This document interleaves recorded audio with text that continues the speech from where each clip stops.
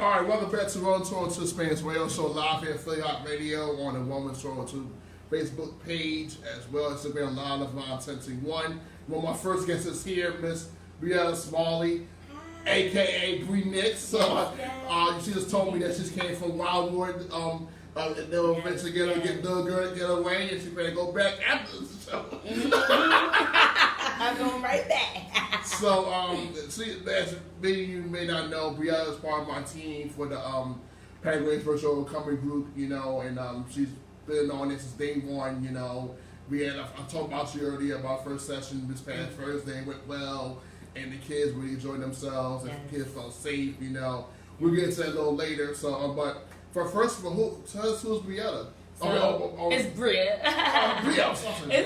It's okay. You know how many alterations you can do to the name Breia. But hi everyone, my name is Breia Smalley, but my stage name is Breia Nicole. And a little bit about me, I'm currently a second grade assistant teacher, but I'm off for the summer, so I'm head first in my authoring and my writing and speaking and diving into what it is I'm trying to do, which is just reach out to people, connect people to different resources to help them get through life, get through tribulations. And what inspired that is my own journey and the own tribulations I went through. I was not your cookie cutter, you know, stellar kid. You know, I made a lot of mistakes, and I graduated high school with a 1.7. Yeah, wow. Right? You hear that number and you would never, but I didn't let that stop me. When I first heard that number, I let it weigh on me. I looked at how I looked on paper, and I was really embarrassed by myself, and I let that play its toll. And once I was able to take that and turn that into a positive story of, hey, these are my numbers, but it's not my story, then I felt my purposes. I was like, I want to educate. So kids who feel like I have this 1.7, I can't do anything, yes, you can. Mm-hmm. For kids who don't like school, hey, thug it out now, push through now, but we have options. I can help you with that. I'm not just a teacher, you know. And that was how I spread my word through my poetry. So I'm Philly born and raised, come from a family of 4 kids, parents married, they're crazy. So if you think I'm crazy, I have nothing on them. The apple fell from the tree. So I love big families, I love learning, I love writing, I love shopping, I love making a difference. I love seeing people learn something new and finding their light and finding their journey. And I guess that can sum me up a little bit. So you talk about your upbringing. You had that 1.7. What happened at that time frame that caused you to get 1.7? What factors led to that point? So I think where it all started was I went to a private school in middle school. I attended Abington Friends from 6th grade to 9th grade. And then I made a transition from Abington Friends to Abraham Lincoln in Northeast Philly. And that transition was not really smooth for me. Unfortunately, it was little things like credits not transferring over or having to take classes I've taken already. So I was bored. I didn't want to do it anymore. Being exposed to things that I was never exposed to before, or if I was, I didn't have the freedoms, you know, to explore it as much as I did at a new school. And not only that, I had dealt with my first real death in the family. It was the first person I had lost that was that shook me to my core. And so with that going on, the transition going on, with so many other factors of being a teenager, being emotional, not understanding the world, feeling like you're not being understood, and that just led me to eventually, I didn't care for school anymore. I was bored. I didn't feel like it was anything beneficial happening for me at school. Whether it was learning, whether it was hanging out with friends, I just felt like there was nothing good coming out of me going there. And so eventually, you know, I got in trouble with truancy courts.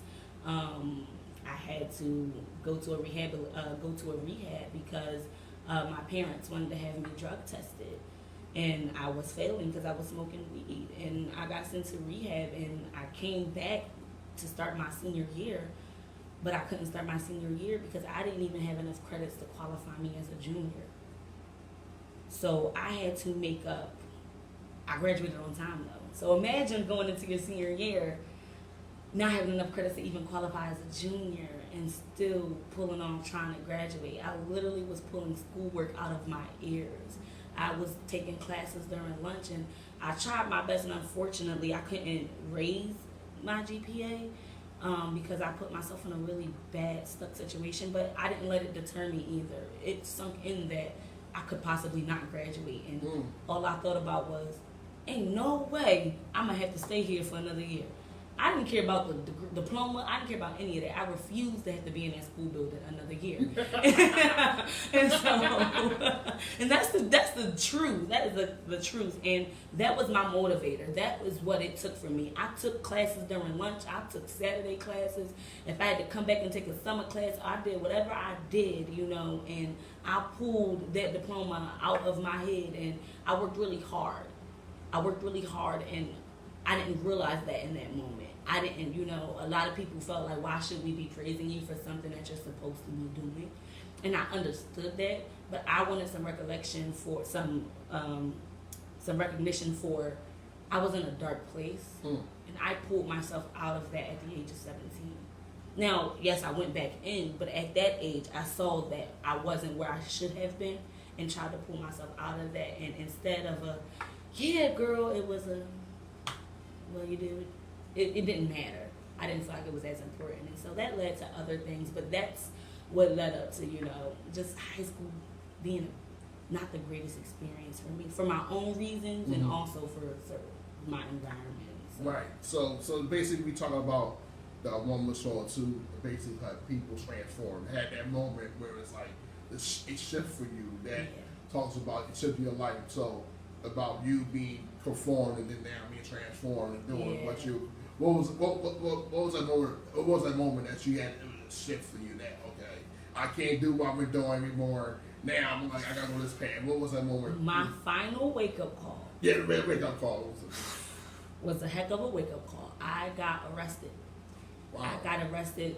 It was a very long story short. I had a male neighbor who antagonized me and was poking the bear, and he put his hands on me, and when I responded, he called the cops. And so I was the one, and me and the person I was with, we were unfortunately arrested in that situation. And it was a really life-changing experience for me because it just showed how just it was something so small, so simple could change the rest of your life. From that, since, long story short, I was found guilty and things of that nature. And a part of my sentence was every week for about 2 or 3 months, I had to turn myself in, which means you have to go to jail for basically 2 days, and then you go back home, and you do that every week. And what was that like? Going to jail? I know it was 2 days, but that's enough. It was 2 days. The 2 days accumulated to a total of I believe 30 days or 60 days or something like that. Man. And it was, to be very honest, horrible. But it was one thing about me that I can say, not to toot a horn or anything, appreciate about myself, is that I always try to find a learning experience in everything. I think that has always been my light out of the tunnel, is that I learn from everything I do. I refuse not to take a lesson, because if I just let everything bring me down, then how am I ever supposed to lift myself up? Right. I can't always depend on something else lifting me up. I have to be able to do that for me sometimes too. And being in there, I heard the stories of other people while they were in there, what they went through, and I was like, this is not the life for me. Right. This is not what I was intended to do. I know it because even when I was in there, guards, people, they were like, get out of here and don't ever come back. You are not meant to do this. And the crazy thing was, when I finally got to the holding cell, the very first thing I saw was a Bible. Someone, and it wasn't like a Bible that, of course they put there or anything. It was someone's personal Bible that they left behind, and on the inside it said, for whoever needs this. And I held on to that Bible. Unfortunately, I left it at church one time, and I haven't seen it since. But I held on to it for years because it was my light through that time. I lost my house after that. I lost my car after that. I lost my job after that. I have a record that was stained after that, and I never thought I would bounce back. But I learned from my mom to just sometimes open your Bible, and I'm not going to sit up here and preach like I can spit a verse at you or anything like that. But what I can do is take you to a handy dandy notebook, and I have highlights and notes and verses that I write down that get me through the day. And what I do is I write them down, and then I reflect on them. And when I need to go back, I go back and look through and see. And I watched my mom do that for so long, so I held on to that Bible and did that. And when I lost it, I was upset, but I also took it as it's time to let go of that part of you now. It's time to accept that it happened. It's time to accept that you learned from it. It's time to accept that it was hard, but then you had to move forward. So it's as scary and devastating and heartbreaking and really rock bottoming that event in my life was, I did my best to take as much light out of it. And it wasn't easy. I'm making it sound easy. It was not. It took time, but you have to do what you have to do when you find yourself in those situations that you never could imagine yourself in, and figure out how to bounce back.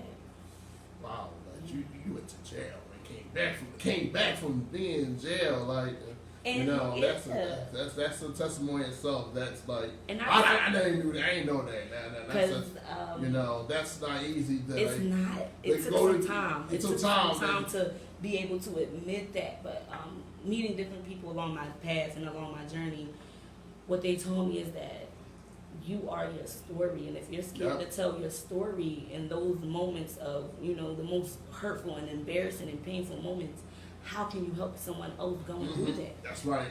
So I have to tell this. I feel inclined to tell these parts of my story, this aspect of my story, and be transparent about it, because you need to know that going to jail for a mistake you made when you were 22, 21 does not end your life. You know how many more years of life you have left that you can take control of, rather than let that hold you back. So I tell it to let people know you can make it out. Right. I had a teacher tell me that you'll never make it to Penn State, only to the state pen.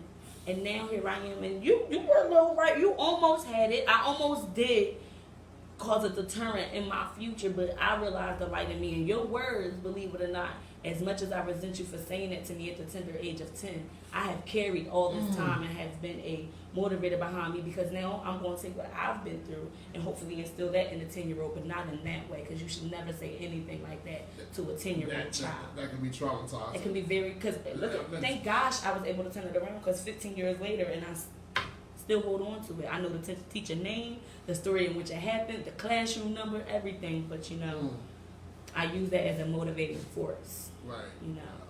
Yeah. So now from that story that you went through, now you are an author, a poet, podcast host. So what led you to get to that? Getting started at that? I wanted to dive back into me. Once all of that happened, I really took a look at my surroundings and like who I was surrounding myself with. What was I doing for me that was making me happy? And when I looked, I was like, there's nothing. I'm not doing anything that's me. I'm putting on these facades to try to keep people in my life for situations and everything of that nature, and I'm not being genuine to me. So I said, I need to connect back with myself. And so I dove back into my writing. I've always been a writer. I was writing before I knew I was writing. My parents will tell you, if anything your teacher said about you is that you could write, you know. So I got back to that, and I found a collection of all my old poems, and that's how my first book came about, Letters Unsent. That book is literally a collection of poems I wrote from the ages of 16 to 23, 24. And it only touches the surface of those, which is why I'm actually want to republish it as Letters Unsent Redelivered, with some more of those poems added to it, with some present day poems, new poems that I've written as well. So I actually didn't tell anybody that yet. So I just told everybody now. But that's my motivator behind it, and I'm fortunate to have great people in my life who want to collab with me on different projects like podcasting, and invite me out to poetry events and motivate me to go out on stage and tell my story. And I just wanted to get back to what made me happy. I wanted to like really start igniting my journey of finding the most amount of peace and joy within me. Right. You know, so that I don't have to outsource it from anywhere else. And not only that, so that I can comfortably give it to other people and still be sustained on my own nourishment. So I that's my motivator behind it, and I just hope to try to keep doing that and telling that story. And one thing I try to tell people is that happiness and purpose go hand in hand. Your purpose is your happiness. Your purpose makes you happy. But you being happy allows you to pour into that purpose. So that's my purpose, and it made me happy. So I said, I'm going to stick with it. This is my life now. I've now put myself in a predicament where I have the opportunity to educate at a job that I love, that's also flexible with the other passion I have of writing and speaking and poetry. And so I just spoke everything I wanted into existence, and I figured out how to align it so that I could not only do everything that makes me happy and pours into me, to have those outlets to pour into others. So I know it's on the spot. No, it's cool. Can you give us a poem? On the spot. Let me pull out my handy dandy notebook. That's never a problem. I sure can. I'm just gonna pull up literally the first thing that I see. Oh, okay. So this one is called That Time I Laughed Too Hard. And for the first time in a long time, I began to feel free. Could you believe not being able to breathe, yet continuing to value every moment I'm living? Because in between each wheeze is a joy you could not fathom, a joy so pure because its home is random.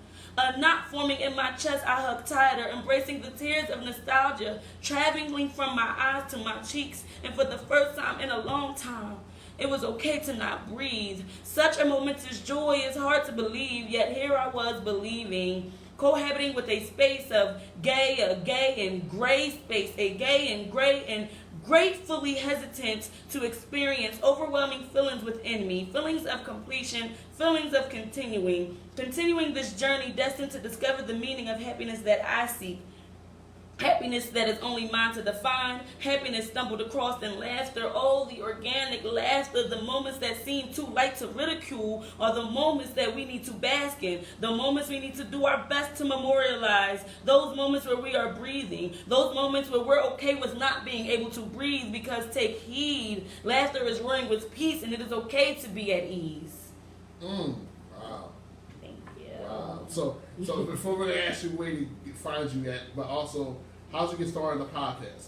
Okay, so this is literally how it came to me. One of my good girlfriends, shout out to Quill. She's amazing. She's an amazing woman. She's amazing. Definitely follow her too. But she came to me and was like, someone said we should do a podcast together. And I said, all right, let's do a podcast together. We started looking for the equipment we needed, really easy. We started looking for different studios we can host at. We had a meeting, came up with a list of topics that we felt we needed to talk about, and we got together, we recorded, and we talked our talk. You know, our first episode was called, excuse our language, but F the 4th of July.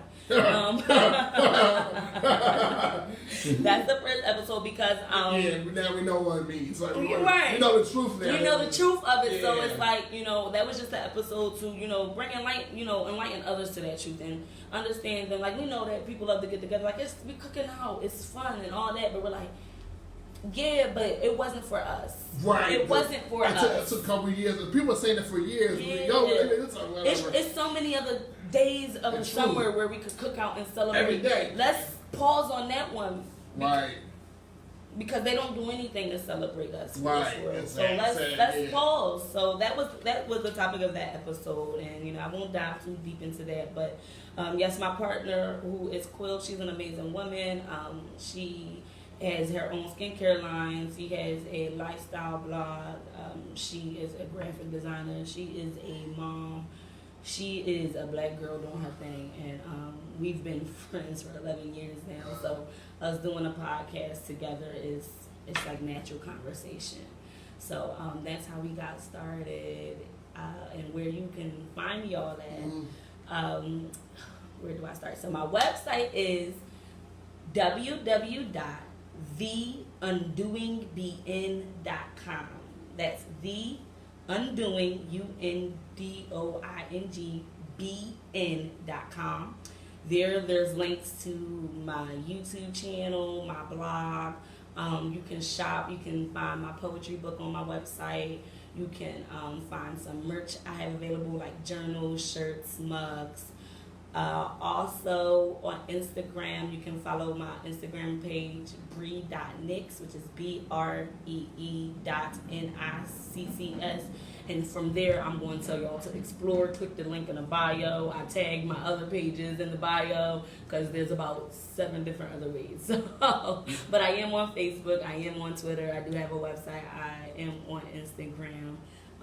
Lavon tags me in a lot of different things. I tag him in a lot of different things. So you can see me bouncing back and forth. But my website and my Instagram page are definitely the best 2 pages to find me. And I will give you the other one, which is just Undoing BN. It's the same as the website, just dropped the. So Undoing BN, that's my other Instagram page. Okay, so we got a couple minutes left. So, so what final words you would get to someone that's watching right now? What words you would leave with them, and if that inspired them on their journey? I'm going to leave you with words that are just very simple to me, and that don't give up. And something my parents used to say to me was, no matter what, when the smoke clears, we'll always be there. So what I want to say to you is, when the smoke clears, you'll always be there. When things are foggy, you can't see straight, when that clears, you'll find yourself standing there. So do what you can to find what you need within yourself. Whatever you're looking for, whatever you're missing, whatever's causing you pain, try to find that within yourself first, or at least find the source, so that you know what it is you need to do to move forward and become the best you that you want to be. Not that anyone else sees. Not that anyone else thinks you should be. Not that anyone says, oh, but you have this in you. What do you want to do? If it's not causing you pain or causing you harm, do it. But make sure you have what you need to fulfill it. Wow, Bree, wow. That was very, very enlightening, very powerful testimony. Bree Nicks, thank you so much for being on Thank you for having me. I love working with you. Yes, and then also for those who want to see you perform, keep the date September 12th. Yes, September 12th. yes, I will give you more details on that. The big weeks to come. Should we perform September 12th for an event I'm working with someone on that is called the Greatness Gifting Fundraiser. We're going to talk about that in a couple of weeks about that. We got another guest coming at 1 o'clock, Nia Soul. So stay on. We're going to hold on. We'll be right back. Breia, thank you so much. Thank you. I have a safe trip back to Wildwood. Yes, I will. Hit the road, Jack. So we're right back, bro. All right.